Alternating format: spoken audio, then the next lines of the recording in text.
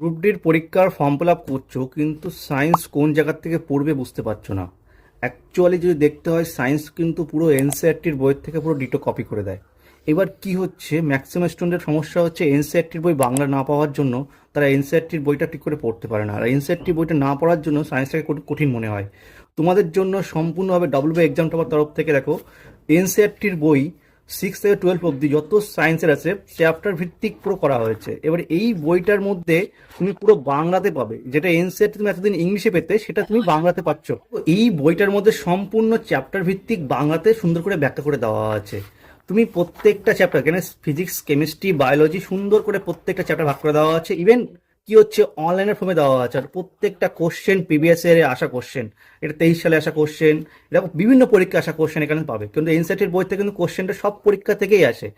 Science মানে এনসিইআরটিতে question করবেই করবে। আর এনসিইআরটির কোশ্চেন এটা ভালো করে তুমি পড়ো, তো তোমার এখান থেকে কোশ্চেন 25 নাম্বার, এবং তুমি 25-এ 25 তুমি কমন পাবেই পাবে। কারণ এই যে রিসেন্ট যে পরীক্ষাটা হয়ে গেল 26 সালে, মানে 25-26 সালে, সেখানে কিন্তু পুরোটা কমন ছিল কিন্তু এখান থেকে। তো সেখানে তোমরা বাংলাতে সুন্দর করে এই ব্যাখ্যা করে পাচ্ছ। এই বইটা তোমরা ভালো করে যদি পড়ো, তাহলে কিন্তু তোমাদের পুরো সায়েন্সের যে 25 নাম্বার, সেটা নিয়ে কোনো চাপ নেওয়া লাগবে না, পুরো একদম ছাকা এখান থেকে চলে যাবে, কমন পেয়ে যাবে।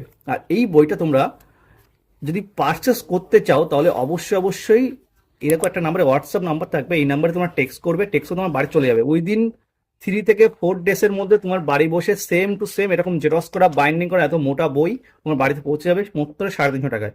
ঠিক আছে, এক্সট্রা কোনো কস্ট লাগবে না, তোমার বাড়ি বসে তুমি এই বইটা পেয়ে যাবে 3 দিনের মধ্যে। তো যারা এই বইটা এখনো অব্দি সায়েন্সে তারা দুর্বল, তারা অবশ্যই ফর্ম ফিল আপ করেছো, সায়েন্সটাকে সিরিয়াসলি পড়াশোনা শুরু করে দাও। ইভেন পাশাপাশি তুমি এই বইটা পারচেস করে নিয়ে সুন্দর করে ভালো করে সায়েন্সটাকে রেডি করো। তা তোমার দেখবে তোমার পরীক্ষার সময় আর সায়েন্সের কোনো টেনশন করা লাগবে না।